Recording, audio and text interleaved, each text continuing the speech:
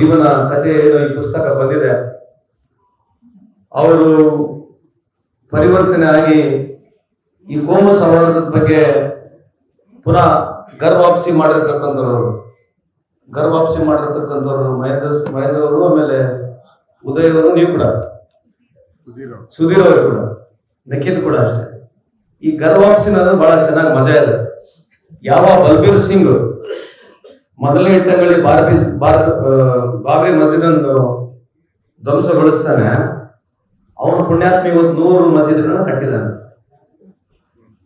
ಬಲ್ಬೀರ್ ಸಿಂಗ್ ಮರ್ತು ಬಿಟ್ಟಾರೆ, ಮೊನ್ನೆ ರಾಮ ಜನ್ಮಭೂಮಿಗೆ ಬಲ್ಬೀರ್ ಸಿಂಗ್ ಕರೀಲಿಲ್ಲ ಅವರು.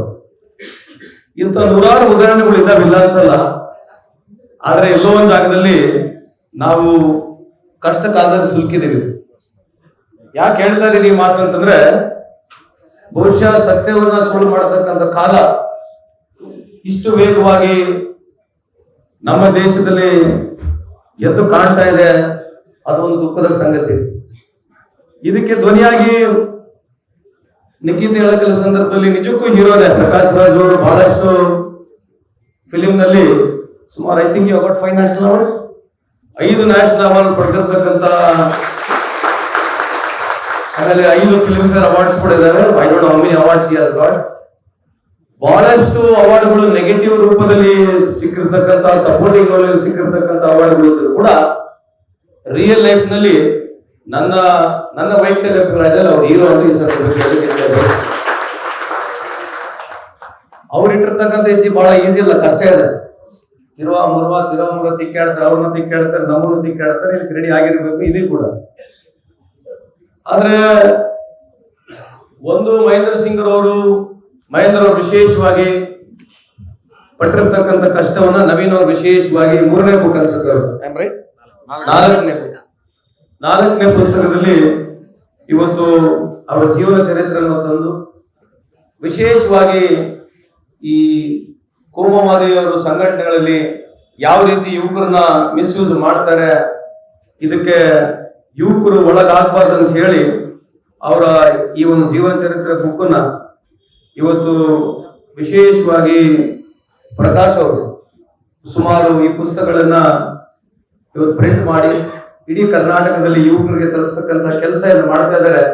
ನನ್ನ ನಿಜವಾಗಿ ಹೃದಯಪೂರ್ವಕದ ಧನ್ಯವಾದಗಳನ್ನು ಸಲ್ಲಿಸಲಿಕ್ಕೆ ಬಯಸ್ತೇನೆ. ಇವತ್ತು ನಮ್ಮಲ್ಲಿ ಕೂಡ ಎಲ್ಲೋ ಒಂದು ಜಾಗದಲ್ಲಿ ನರೇಷನ್ ಬೇಕು. ಒಂದು ಕೇವಲ ಬಿಜೆಪಿಗೆ RSS ಗೆ ಬೈಕ್ ಅಂತಂದ್ರೆ ಇದು ಒಂದು ಲೆಕ್ಕಕ್ಕೆ ಸರಿ ಅನ್ಸುತ್ತೆ, but somewhere I feel we should have ನಮ್ದೇ ಆದಂತ ಒಂದು ನರೇಷನ್ ಬೇಕು. ನರೇಷನ್ಗೆ ಯಾವಾಗಲೂ ಒಂದು ಹೀರೋ ಬೇಕು. ನರೇಷನ್ ಮಾಡೋ ಕಲಿಗೆ ನಮಗೊಂದು ಯಾವಾಗಲೂ ಹೀರೋ ಬೇಕು. ಯಾಕಂದ್ರೆ ಒಂದು ಕತೆ ಬರೆಯೋ ಕಲಿಗೆ ಒಬ್ಬನ ಹೀರೋನ ಯೋಚನೆ ಮಾಡ್ತೀವಿ. ಆ ಪ್ರೊಡ್ಯೂಸರು ಆ ಹೀರೋನ ಹಿಡ್ಕೊಂಡ್ ಪ್ರೊಡ್ಯೂಸ್ ಮಾಡ್ತಾನೆ, ಅದಕ್ಕೆ ಇರ್ತಕ್ಕಂಥ ಎಲ್ಲ ಸೈಡ್ ಆರ್ಟಿಸ್ಟ್ಗಳು, ಹೀರೋಗಳು ಬರ್ತಾರೆ, ಕತೆ ನಡೀತದೆ, ಪಿಕ್ಚರ್ ನಡೀತದೆ. ನಮಗೂ ಯಾರೋ ಒಂದು ಹೀರೋ ಬೇಕು. ಸೊ ನನ್ನ ವೈಯಕ್ತಿಕ ಅಭಿಪ್ರಾಯದಲ್ಲಿ ಈ ನರೇಶನಿಗೆ, ಈ ನಮ್ಮ ಹಿಂದುತ್ವವಾದಕ್ಕೆ ಪರಾಯವಾಗಿ ಯಾವುದೇ ಒಂದು ವಾದ ಇದ್ರೆ ಅದು ಅಂಬೇಡ್ಕರ್ ವಾದ ಅಂತ ನಾನು ಈ ಸಂದರ್ಭಕ್ಕೆ ಹೇಳಲಿಕ್ಕೆ ಬಯಸ್ತೇನೆ. ನಾನು ಬಹಳಷ್ಟು ಸರಿ ಹಿಂದುತ್ವವಾದಿಗಳಿರ್ತಕ್ಕಂಥ ಸ್ನೇಹಿತರು, RSS ಇರ್ತಕ್ಕಂಥ ಸ್ನೇಹಿತರು ಅವರು ನಾನು ಬಹಳ ಮಾತನಾಡ್ತೇನೆ. ಏನಾಗಿದೆ ತಪ್ಪು ವಿಚಾರನ ಪದೇ ಪದೇ ಯುವಕರಿಗೆ ಹೇಳಿ ಈ ಒಂದು ಕೋಮುವಾದದಲ್ಲಿ ಇರ್ತಕ್ಕಂಥದ್ದು ಸಂಘಟನೆ ನಮಗೆಲ್ಲ ಗೊತ್ತಿದೆ. ಆದ್ರೆ ಎಲ್ಲೋ ಒಂದು ಜಾಗದಲ್ಲಿ ನಾವು ಅಂಬೇಡ್ಕರ್ ಸಾಹೇಬ್ರನ್ನ ಮಾರ್ಕೆಟಿಂಗ್ ಮಾಡ್ಕೊಳ್ಳೋದ್ರಲ್ಲಿ ತಪ್ಪಿದ್ದೇವ ಅಂತ ನನ್ನ ಒಂದು ಅಭಿಪ್ರಾಯ. ಯಾಕಂದ್ರೆ ಅಂಬೇಡ್ಕರ್ ಅವರು ಕೇವಲ SC ST ಮಾತ್ರ ಅಲ್ಲ, ಈ ದೇಶದ ಪ್ರತಿಯೊಬ್ಬ ಹೆಣ್ಮಕ್ಕಳಿಗೆ ಇವತ್ತು ಈ ದೇಶದಲ್ಲಿ ಕಾನೂನುಗಳನ್ನ ತರತಕ್ಕಂಥ ಕೆಲಸ ಯಾರೇ ಒಬ್ಬ ನಾಯಕ ಮಾಡಿದ್ರೆ ಅದು ಕೇವಲ ಬಾಬಾ ಸಾಹೇಬ್ ಅಂಬೇಡ್ಕರ್ ಮಾತ್ರ. ಅದು ಕೇವಲ SC ST ಜನಾಂಗದವರಿಗೆ ಮಾತ್ರ ಅಲ್ಲ. ಇದು ಎಲ್ಲೋ ಮುಂದೆ ಬರ್ತಕ್ಕಂಥಗಳಲ್ಲಿ ಅಂಬೇಡ್ಕರ್ ಸಾಹೇಬ್ರನ್ನ ನಾವು ಗಟ್ಟಿ ಧ್ವನಿಯಾಗಿ ಹಿಂದುತ್ವವಾದಿ ಬಗ್ಗೆ ಹಿಂದುತ್ವ ಬಗ್ಗೆ ಮಾತನಾಡ್ತಕ್ಕಂಥವ್ರು, ನನಗೇನು ಬಹಳ ಓದಿ ಕಲ್ತಿಲ್ಲ, ನಾನು ಇತಿಹಾಸ ಆಗ್ಲಿ ಪುರಾಣಗಳನ್ನ ಜಾಸ್ತಿ ಓದಿಲ್ಲ. ಆದ್ರೆ ಇರ್ತಕ್ಕಂಥ ನನ್ನ ಒಂದು ವೈಯಕ್ತಿಕ ಅಭಿಪ್ರಾಯದಲ್ಲಿ ನಾಲೆಜ್ ನಲ್ಲಿ ಬಾರೋಡ್ ನಾಲೆಜ್ ಆಗಿರ್ಬೋದು, ಓದ್ ಕಲ್ತಿರೋದಾಗಿರ್ಬೋದು, ಈ ಹಿಂದೂ ಅನ್ನೋ ಪದವನ್ನು ತಂದಿರತಕ್ಕಂಥದ್ದು ನಾನು ಬಹಳ ಸಂದರ್ಭದಲ್ಲಿ ಮಾತನಾಡ್ತಿದ್ದೇನೆ. I don't know how much it makes relevance to you whether you like this point or not. Hindu codification bill ನಮಗೆ ಎಷ್ಟು ಇಂಪಾರ್ಟೆಂಟ್ ಇದೆ ಅಂತಂದ್ರೆ ಎಲ್ಲ ಈ ಕೋಮುವಾದಿ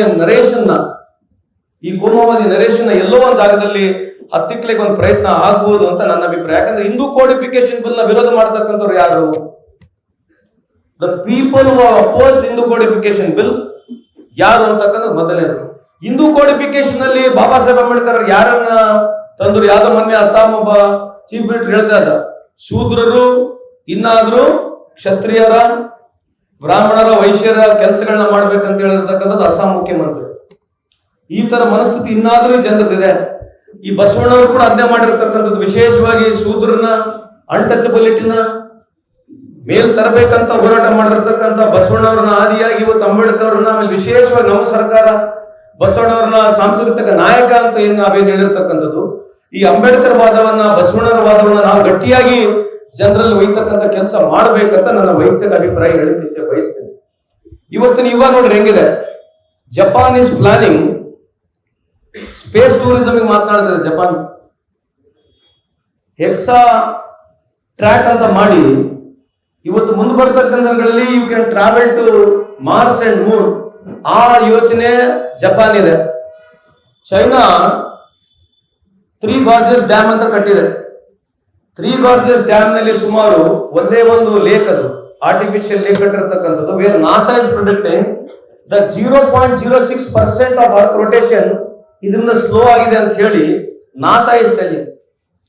ಅವರು ಸೈನ್ಸ್ ಅಂಡ್ ಟೆಕ್ನಾಲಜಿನಲ್ಲಿ, ಎಜುಕೇಶನ್ ನಲ್ಲಿ, ಇನೋವೇಷನ್ ಎಷ್ಟು ದುಡ್ಡು ಖರ್ಚು ಮಾಡ್ತಾ ಇದಾರಂತೆ ನಾವು ನಮ್ಮ ದೇಶಕ್ಕೆ ಹೋಲಿಸ್ಕೊಂಡು ನೋಡಿದ್ರೆ ಇದಕ್ಕೆ ಎಲ್ಲೋ ಒಂದು ಜಾಗದ ಉತ್ತರ ಸಿಗುತ್ತೆ. ಇದು ನಮ್ಮಲ್ಲಿ ಏನಾಗಿದೆ, ನಮ್ಮ ದೇಶದಲ್ಲಿ ಇತ್ತೀಚಿನ ದಿನಮಾನಗಳಲ್ಲಿ ಗುಡಿ ಗುಂಡಾರಗಳು, ಮಸ್ಜಿದ್ಗಳು, ಪಬ್ಲಿಸಿಟಿಗಳು, ಹೊಸ 8,500 ಕೋಟಿ ಏರೋಪ್ಲೇನ್ಗಳು, ಕೇಂದ್ರ ಸರ್ಕಾರ 6,500 ಕೋಟಿ ಕೇವಲ ಪಬ್ಲಿಸಿಟಿ ಖರ್ಚು ಮಾಡಿರ್ತಕ್ಕಂಥದ್ದು. ಇಂಥ ಹಲವಾರು ಉದಾಹರಣೆಗಳನ್ನ ಕೊಡಬಹುದು, ಬಟ್ ಈ ವೇದಿಕೆ ಅಲ್ಲ.